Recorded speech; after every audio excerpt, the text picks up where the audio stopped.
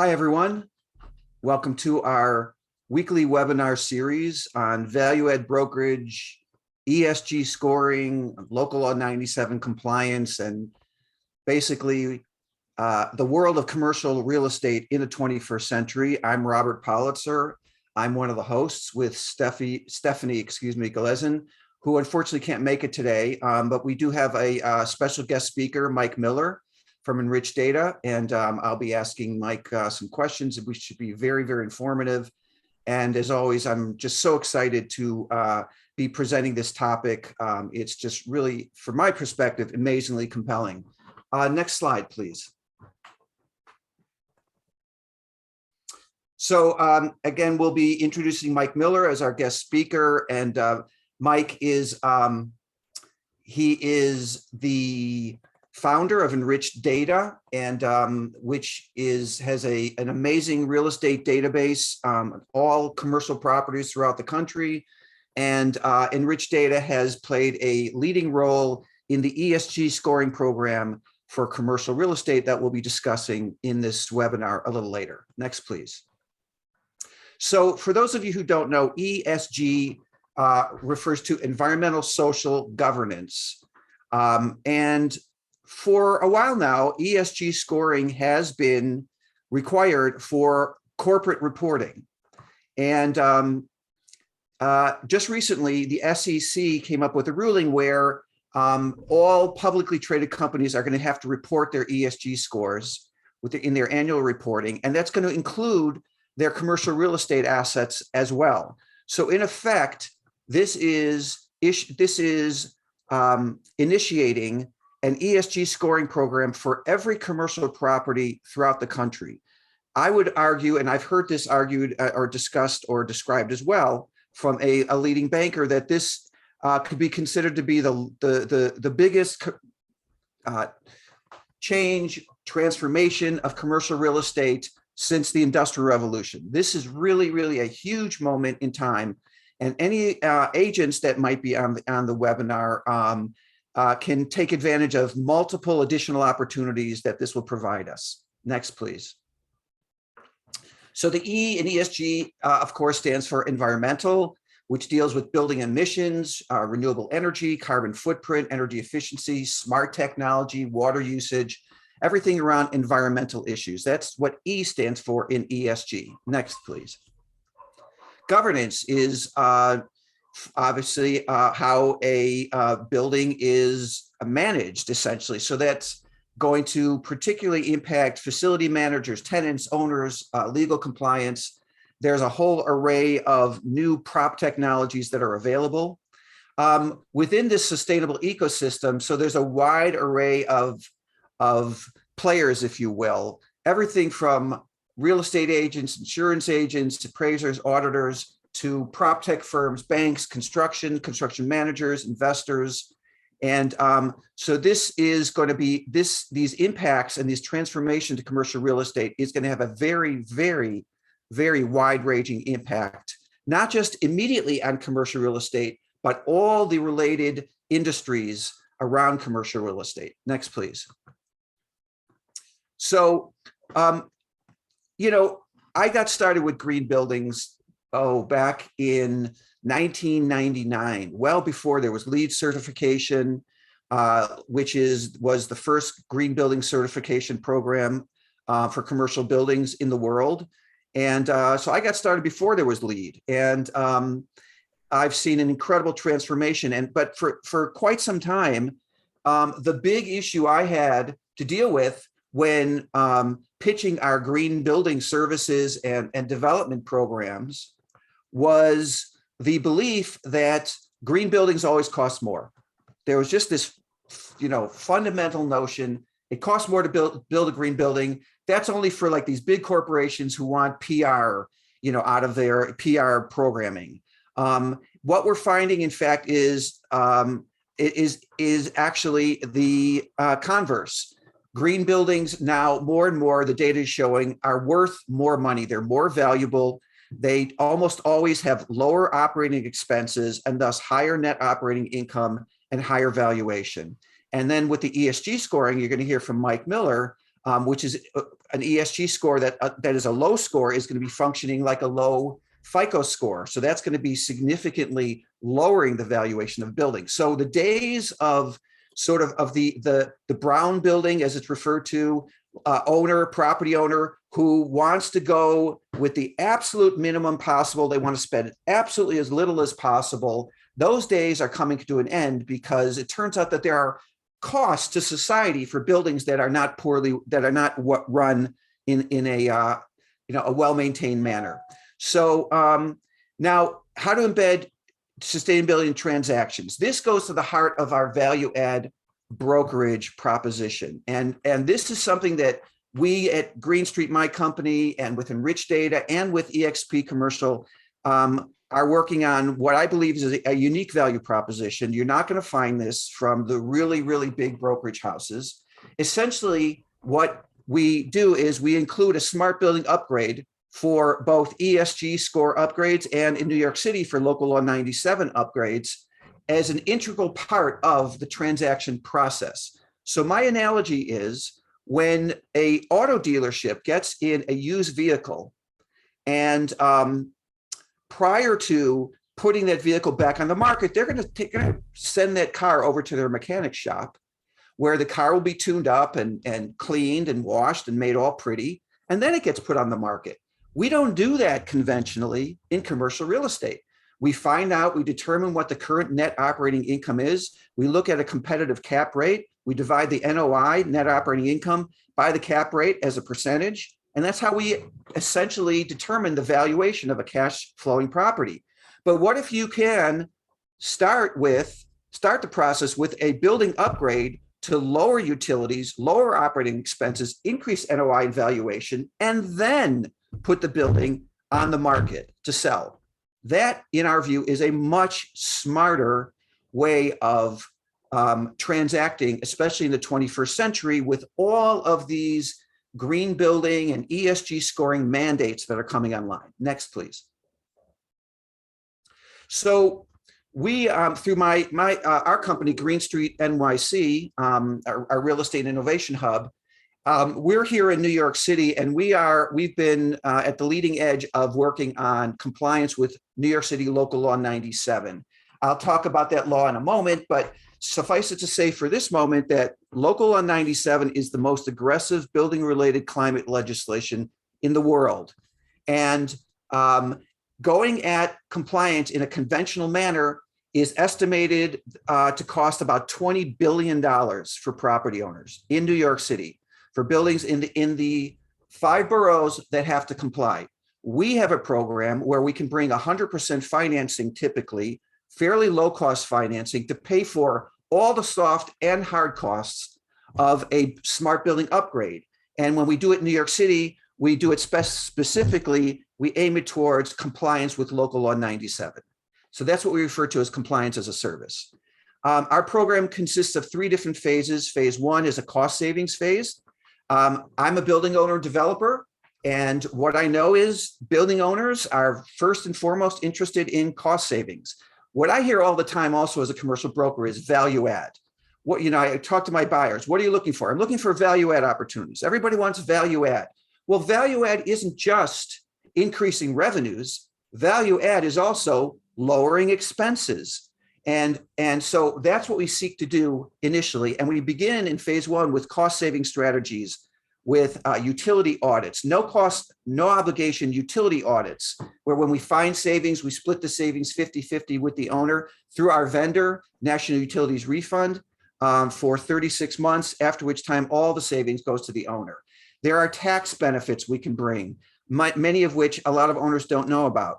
There are insurance savings that we can look for. There are other programs we can bring. We can do lighting upgrades as a service. We can do clean power technology installations as a service. So all kinds of ways of providing value in phase 1. If you could just go back for a moment, Katie. So after we do the cost savings, we move into phase 2, which is when we start to work on the building itself. That's when we seek to provide energy efficiency upgrades for the building. So we'll bring in a licensed engineer. They'll pull together an energy efficiency plan for the building. We bring in one of our general contractors and our group of leading edge clean technology and prop technology vendors to work on the energy efficiency of the building. Typically, we can lower utility costs and spending by between 20 to 40%. After we make the building more efficient, and typically using 100% financing such that the owner does not have to cut a check, we then move into phase 3, which is clean power, where we do our clean power installations. It's never smart to apply clean power to an inefficient building. So we make the building more efficient first. We lower the electric, gas loads, and then we install smaller amounts, if you will, of clean power technologies because the loads are lower. So the first cost is less, the operating costs are less. We also get to payback of that clean power technology quicker. And what's beautiful about clean power technologies is that once you pay them back, they function as an additional revenue stream for the building. So this program, builds on itself, and it's just packed with value. Next, please. So Local Law 97, again, this is actually part of the Climate Mobilization Act that was passed by the New York City Council in April of 2019. It officially begins in April of 2024. There are two main compliance periods, one from 2024 to 2030, where 40% of carbon emissions and greenhouse gas emissions from the building will have to be cut. And now we are talking about buildings that are greater than 25,000 square feet, privately owned buildings above 25,000 square feet. They all have to be covered. And so 40% reduction by 2030, and then an additional 40% reduction by 2050. So in the end of the day, when this law is completed, by 2050, all buildings above 25,000 square feet in New York City, in all 5 boroughs, will have cut their carbon emissions by 80%. Now, failure to do so will lead to significant fines. We'll get to those fines in a moment. Next, please. So covered buildings means buildings that have to comply. These, again, are buildings above 25,000 gross square feet, or 2 or more buildings on the same tax lot that are 50,000 gross square feet, or 2 or more buildings held in a condominium form of ownership that again exceed 50,000 gross square feet. All these buildings have to comply. It's estimated that there are approximately 60,000 buildings that have to comply with this law throughout New York City. Next, please. And again, some buildings do not have to comply. Most importantly, it's religious organizations, churches and the likes, synagogues, do not have to comply with this law. Next, please.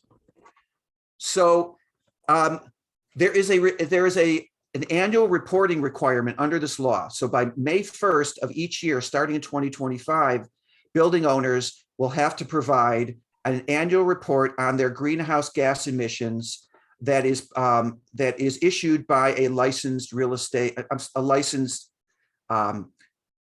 engineer or architect. And now there are consequences for failure to report. Next slide, please. So what are those consequences? First and foremost, failure to file the required annual report within 60 days of this May 1st deadline will result in a 50 cent per square foot fine. So a 100,000 square foot building would face a fine of $50,000 per month for continuing delay in issuing the report. If the owner or their agent makes a false statement on the report, there's a penalty of $500,000. And then in addition, for owners of buildings that exceed the annual emission limits, there's a fine of $268 per metric ton. Large commercial buildings can exceed these new, more stringent standards by thousands of metric tons. So collectively, for large buildings, these fines can exceed $1 million per year. So plenty of motivation for building owners to pay attention to this law. Next, please.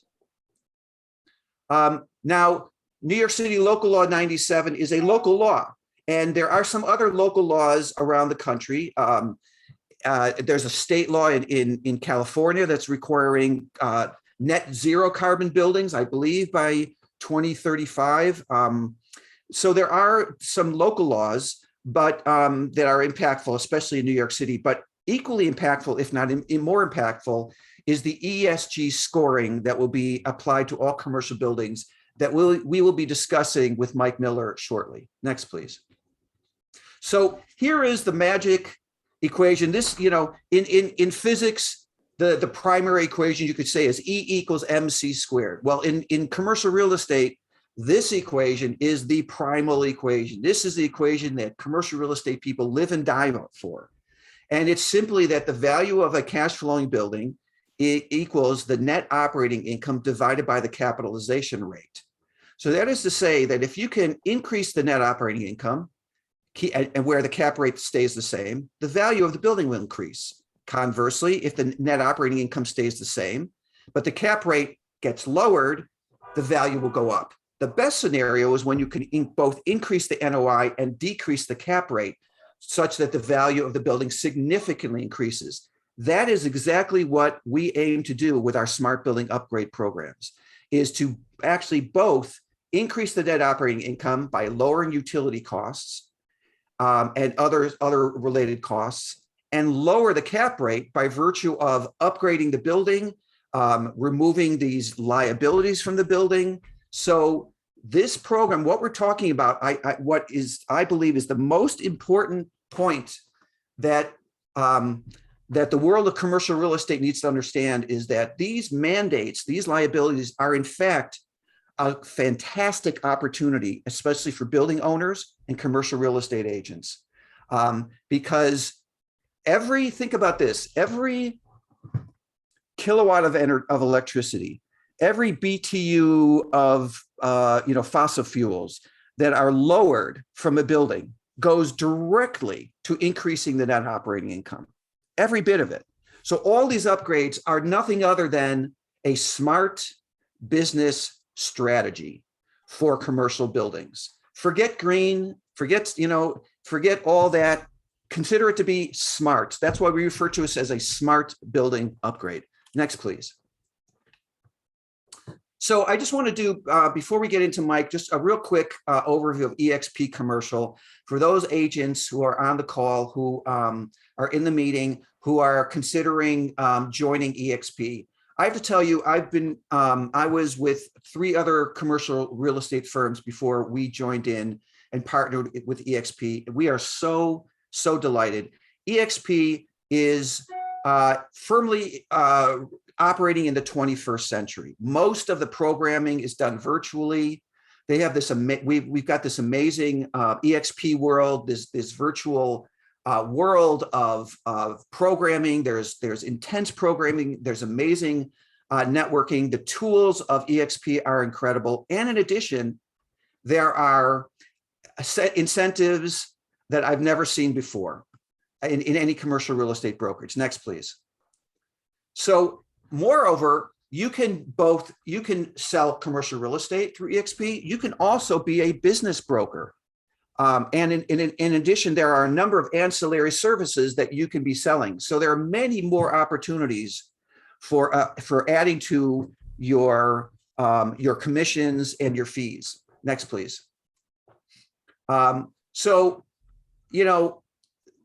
Obviously in the 21st century, in so many ways, we're moving away from the brick and mortar, the heavy brick and mortar model, to a anytime, anywhere virtual model. That's where eXp is at, firmly in the 21st century with the anytime, anywhere. So, I've been on some eXp panels where frankly, I was, at home behind my computer screen, but participating with 350 agents. So it's just, the advantages, especially for those folks who want to be on the leading edge, are just extraordinary here with eXp. Next, please. In addition, eXp is the fastest growing commercial real estate brokerage in the world. And it's not a bunch of siloed, sort of locally franchised offices. It's one large company where you have access as an agent to all the agents throughout the world, as a matter of fact. So if you have an international deal that you might be involved with, you can be involved with, but your existing brokerage doesn't operate there, come to EXP. We can take care of any deal virtually throughout the globe. Next, please. So lots of opportunities for internal collaboration. I'm working with right now, I am working with a large developer out of Canada. They've got $1 billion to spend. We are representing them as exclusive agents. They want exclusively off-market properties in 5 different states in targeted cities. So one of our strategies has been reaching out to the network, the EXP agent network, to find agents in those states that have relationships with existing property owners to provide us with these off-market opportunities. We're also doing a call campaign, but reaching out to owners for a first time. But as all of you know, it's a lot easier if you already have an existing relationship with a property owner to come up with these leads. So all kinds of international collaboration and national collaboration opportunities. Thanks. Next slide, please. So the commission structure is also, it's awesome. So there's an 80-20 commission split. However, the total cap is $20,000. If you do commercial real estate, almost certainly, your first or your second deal that you do, your fees will almost certainly exceed $100,000, such that your $20,000 cap would already be covered. After that, 100% of the commissions for the rest of that anniversary year go to the agent. Now there's standard costs of $250 a month for tech and cloud fee. There's a $250 broker fee, $100 risk management fee. Let me talk to you for a moment about the $250 month tech fee. Next slide, please. So this is one of the most extraordinary value propositions of EXP Commercial. The tools that are available to we agents and brokers through EXP for $250 a month are what you're looking at on this screen. If you were to, as an independent broker, sign up with all these services, you would probably be paying between $4,000 to $5,000 a month. I know that because that's where I was at once when I left this one firm and I was doing, brokerage on my own. This is extraordinary. This value right here is extraordinary. Next, please.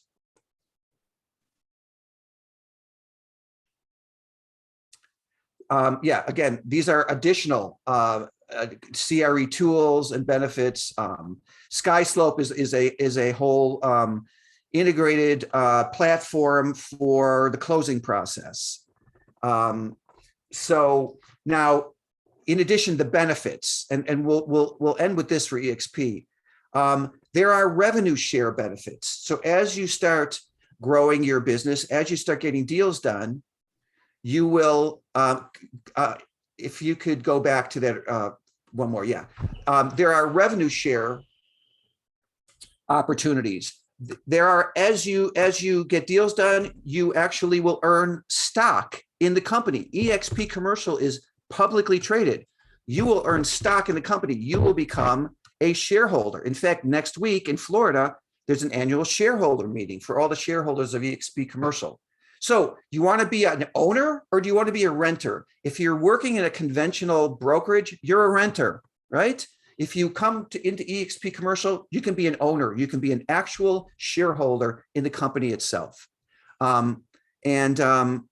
Virtual office space. There's also a fantastic apprentice and advisor program. So if you are relatively new to commercial real estate, this is another huge benefit. So I've been doing commercial real estate for a while, but just having recently signed up with EXP, I decided to go through with the apprentice and advisor program. And you first start out with a 4-week training program, the accelerator program, which is fantastic for new agents. And then you get assigned an advisor who will who's your mentor and advisor for the first 3 deals that you get done. So especially if you are relatively new to commercial real estate, maybe you're a residential agent and you want to move into commercial, there is no better commercial brokerage to be involved with than EXP Commercial. Usually what you'll get is, what I've gotten before is, here's so-and-so, call them or email them when you got some questions to ask. I mean, really very, very little training at all.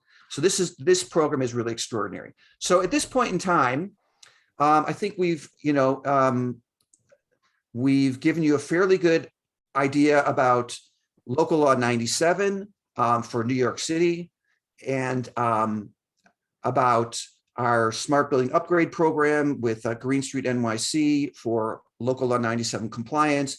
ESG is a national program, and how that's going to start impacting on commercial real estate. So at this point in time, I would like to introduce Mike Miller to the webinar. Hi, Mike.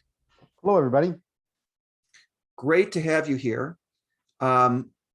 So if we could advance, let's see now. Yeah. So actually, yeah, let's go back to the ESG slide, if you could. That was at the end of the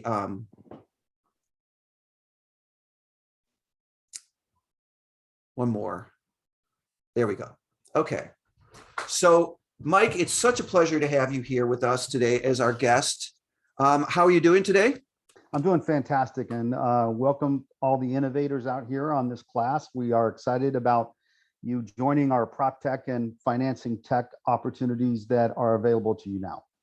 You know, thank you so much for using the word innovator, because innovation is really at one of the top priorities, as I see, in everything that's happening here with eXp Commercial, all that you're doing with ESG scoring. So could you give us an introduction? First and foremost, let us know about Enriched Data and all the value that it adds, especially to commercial real estate agents. Absolutely. So we entered a partnership last year with EXP, and you can see that partnership details at expdatavaluation.com. And that's your tool to access the various applications and data. So now every one of you innovators can access any property in America and any owner in America, 155 million properties, through the Enriched Real Estate application, and then either from a commercial evaluation or broker price opinion in cars. And in Texas now, the VAL application for residential allows you to connect with the property and the comps needed to underwrite an asset to do a very quick, efficient, and reliable evaluation or broker price opinion. So we are launching this ESG campaign as a result of a Get to Know Your Client campaign, where we introduce each of you innovators with opportunities to do field inspection audits and verify the green data and information needed to score a property. That's awesome. And how is it that you got involved in the first place with helping to develop this ESG scoring program? Great question. So Enriched Data is only one of 4 companies in the world that has a database of every property in America. And we got a call last year from some members of the Mortgage Bankers Association that said, "Hey, Mike, I got a problem. I got $3 trillion in investor funds that can't invest in mortgage-backed securities because we don't know how to rate those mortgage-backed securities as green." And they said, "Would you join our panel to help us data standardize the environmental, social, governance data inputs needed to score real estate?" And so weekly and monthly since then, my team and EXP executives have been intimately involved in putting together an online application within the Enriched Real Estate website that allows you or any property owner in America, all 155 million of them, to score their real estate. And as they score their real estate, they can send, when they get done, send an email to you saying, "Hey, Robert, I just scored 50 Broadway in New York City. Can you help me come on site and verify it?" And now you, as your EXP auditor, can now make money, $250 to $1,200 per audit. Takes a little less than 30 minutes to an hour to do a walkthrough. Can then score that building, and while you're getting to know your client. And so we opened up a number of referral opportunities as a result of buildings now being able to be scored with ESG, and they've never had the opportunity to do that before. Amazing. And so where is the authorization, if you will? Who or what agency or institution is authorizing this ESG scoring program that you worked on in conjunction with EXP? And I might add, apparently you also work with MIT as well on this. That is correct. So basically those $3 trillion investors is basically the group that is looking for this ESG scoring. They have either mandated as a sovereign fund, like the government of the country of Switzerland and Sweden, and family offices and private equity have mandated that we can only invest in investments that are ESG scored. Unfortunately, nobody's ever scored real estate before, and you can't create mortgage-backed securities, which is an assemblage of mortgages off of commercial real estate or residential real estate. So what happens is if we can score the real estate, then we can roll that ESG score into the mortgage. Those mortgages then can be combined, no different than your credit score. So similar to what Experian started 30 years ago is what EXP is and Rich Data is today. We are becoming the industry standard for those investors that now have grown to $14 trillion in investment that have said, hey, I need your help in scoring this real estate, because if it rolls into a mortgage, it rolls into a bond, then I can invest in that mortgage, I can invest in the bond. But what's even more important to the audience here, the innovators here, is the ability for you to score real estate, get to know your client, and get a referral network from not only the brokerage opportunity, but also from the renovations that we can connect you with. So we have the ability to renovate almost any building in America with some green technologies, introduce you to a loan referral network on the commercial side. So when that owner does a renovation, financing, or a refinancing, you get paid. And also from the title company on a commercial transaction, you get paid. So we built this whole great opportunity as a result of this ESG for you as an EXP agent to make referral funds that weren't available before. And what was really fun yesterday is Lisa Marie out of Reno, Nevada, who is an EXP commercial agent, said, hey, Mike, I need help with this property. We went through a couple of the properties, and one of them was a beautiful building in downtown Reno. She says, Mike, I want to get into the business brokerage side. Well, just happened that the Shark team in Florida, Kevin Harrington, one of the original Shark investors on TV, is now an EXP agent and building a brokerage business referral. So now we can open up, like Lisa Marie did, the opportunity to sell 3 businesses within that real estate, re-tenant that building with some new tenants, and then lastly, sell the building. So great opportunities for each of you as you enter this ESG realm within EXP. That's awesome. I want to take a moment to explain my own case study with this for how these additional services that we're providing that have so much value to them, how it opens the doors for a much bigger brokerage program for us, for we agents. So we have gotten started with our smart building upgrade program for a building owner in New York City who owns 5 properties, 5 multifamily properties. 4 of them are in Brooklyn, 1 is in Queens. So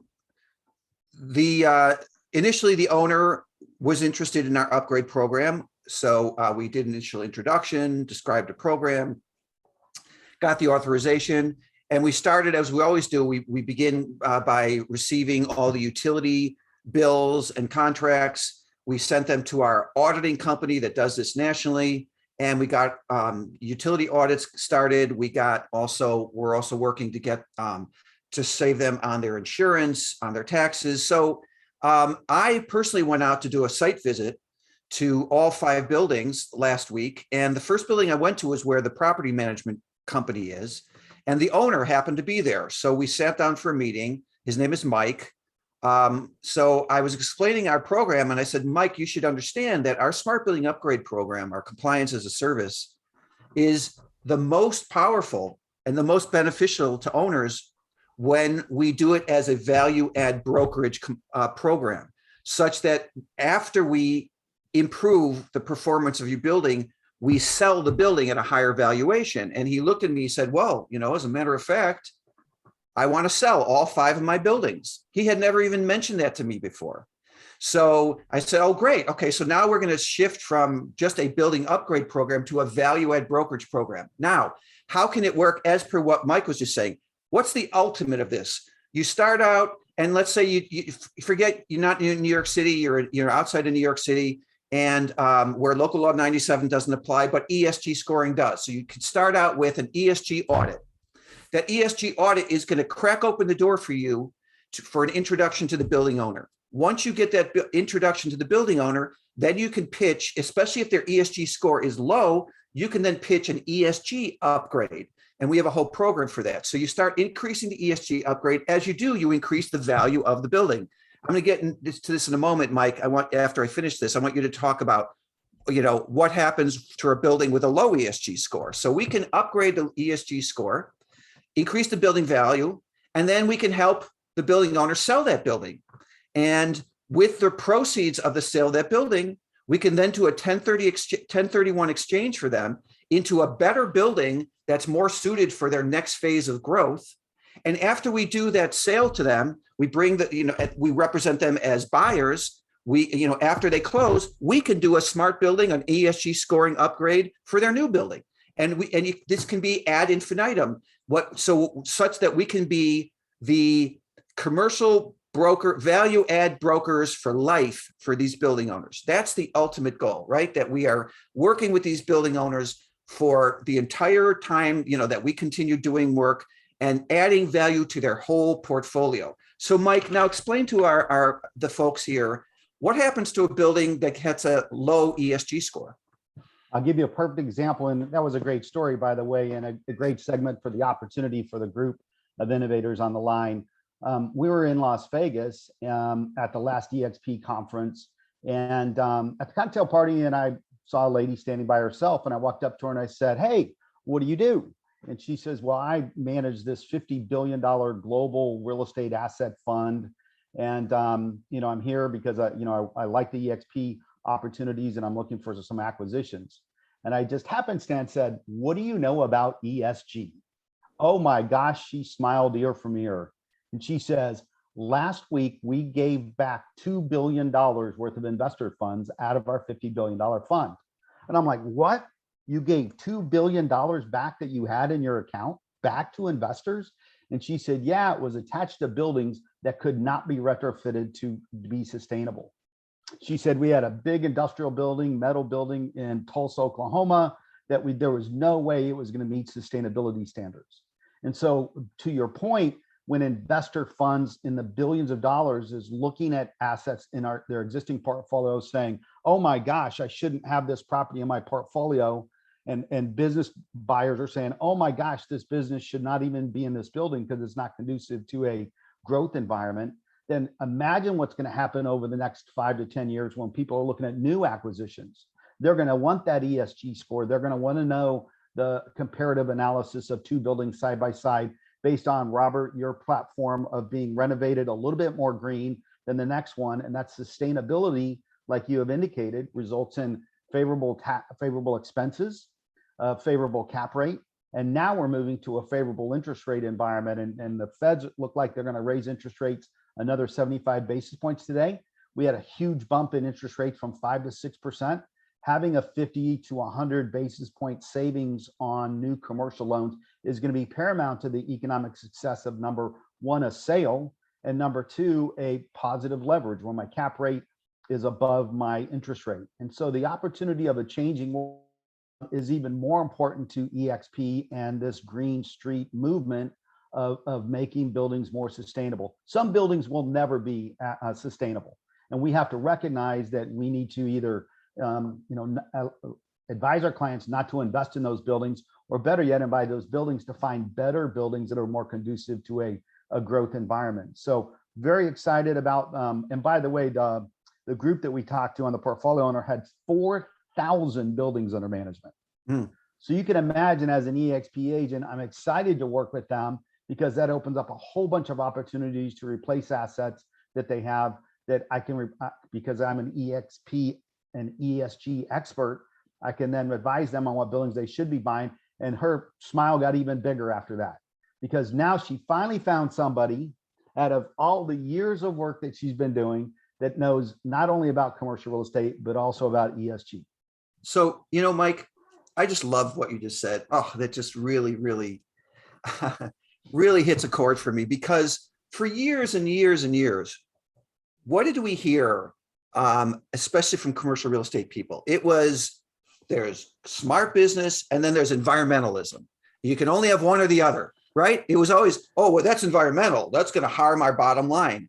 What we're finding now is it's exactly turned on its head, that a smart building is a sustainable building. A smart building is a efficient building. And so the whole, in the 21st century now, these the old stodgy views about commercial real estate are changing rapidly. And what I find so compelling with this ESG scoring is that it's going to act essentially like a FICO score. So if you have a low ESG score, it's going to cost you. What is it? One of these brown buildings, if you will, that they're referred to that are poor performers, right? Like in New York City, they're probably burning number 4 fuel oil, for God's sakes. And super inefficient, even have, like old tube fluorescent lighting and, really outmoded. Well, there is a societal cost, it turns out, for a brown, poorly run building. It's the same thing as, the person driving that old car that's belching out a bunch of smoke behind it, and they don't have the money to tune it up or to buy a new car, Well, that smoke that's belching out the back of that car is not free. People think that, we've had this myth that we can dump carbon into the atmosphere for free, that it's free, sewage, if you will. And it turns out that there is a cost, and finally society is starting to apply those costs to commercial real estate through low ESG scores. So Mike, this is so great. I want to invite you back next week. And what I want to do next week with you is to go through the actual scoring program itself. And, look at a couple of properties, look at the ESG scores, and then go through that scoring program with you. But at this point in time, hopefully we've given a really good overview for our attendees. And I think we'll open it up to some question and answer at this point in time. Do you have any last comments you'd like to make, Mike, before we get to the questions? Yeah, let's give the audience a little bit of homework before our next meeting. So I challenge everybody to look at 1624 Market Street in Denver, Colorado. And you can look at that on enrichedrealestate.com, and then look at 4850 Broadway in Denver, Colorado. So understand that one of them makes a seltzer drink and the other makes glow-in-the-dark balls. And the glow-in-the-dark balls I actually saw in Las Vegas in a swimming pool where people floated glow-in-the-dark balls at night to make them really cool, and that one of those pool party things. It was really quite fun. But the difference in the business location and the built environment is so stark, so dramatic, that you would go, how could one of these businesses located in an industrial building with no windows, poor environmental quality attributes, a terrible location, and the other business located in a 1800s built, renovated, beautiful office building? And I challenge the audience to tell me which one is in which location, because it is fascinating. The built environment matters, and it matters to us as commercial real estate agents and us as to business brokers. And if we can open up that opportunity, either from the business side or the real estate side, we can access that $14 trillion in money that we can't access if we don't have an ESG score. So I challenge the audience to tell us which one is in which location. And it's pretty fascinating how stark the two buildings differences are.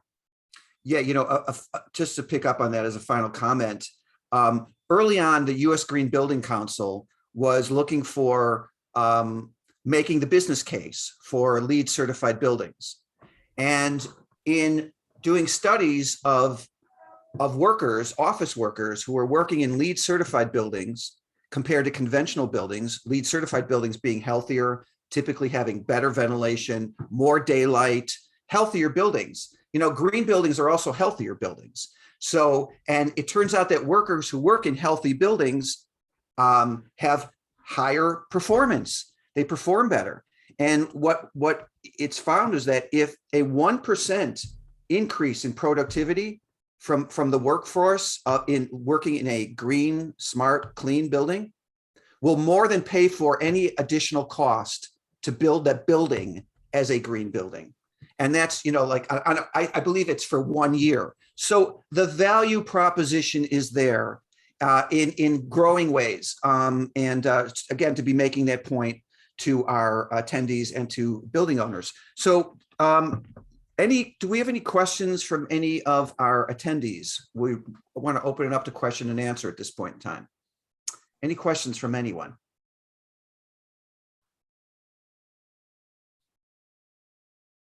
Okay, so let's see. First question. I want to monetize my ESG skills, but I don't live in a metropolitan city. Please embellish how you can help. Okay, this is GC. Again, first of all, the good news is that ESG scoring is going to apply to all commercial real estate throughout the country.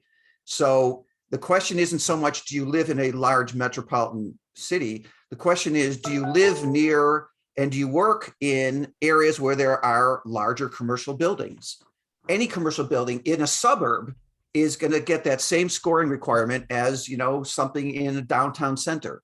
So the question is whether you live close by and within your range that you work in, whether there are commercial buildings that will need to be scored. Now, there is Mike, do you want to speak briefly about ESG Lab, where people can get trained and accredited?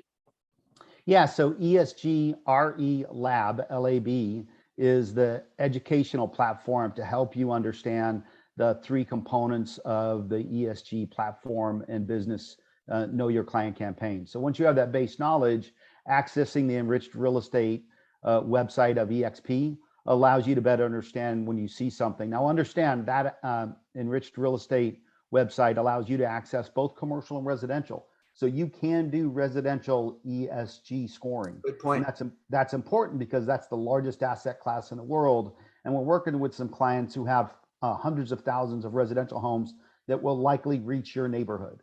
And as we reach your neighborhood, we're going to reach out to you and ask you to help us do those ESG audits. But that doesn't stop you from creating your own business opportunity of walking down the street, talking to your neighbors, either commercial or residential, and asking them, hey, let me help you get green. Let's look at the various components of this field inspection app I can walk through, score your property, and then evaluate what we can do better. It's as simple as $300. For $300, I can go down to Home Depot. I can buy an air cleaner that cleans about 2,000 square feet of air quality in my house that I didn't have before. And obviously before COVID, didn't even think about it. But now, because of items like COVID, it's important for air quality in a house, and as little as $300-400 to understand that how good that can feel, not only socially, because I just feel more protected when I walk into a building and see one of those air quality machines, but as breathing itself. So very interesting opportunity. So good point about that. ESG scoring is going to can apply also to residential as well as commercial. And just so you folks know, so next week, and again, these are every week, we're going to have new speakers, but next week we're going to bring Mike back. Mike is going to go through the actual ESG scoring program itself, and then our colleague Johan will be here. Johan's been instrumental in developing the training program, so he'll be able to talk more about the training program. So, Mike, folks were asking for the addresses that you those two commercial buildings that you contrasted in Colorado. I think they're asking for the addresses. I just posted them on the chat.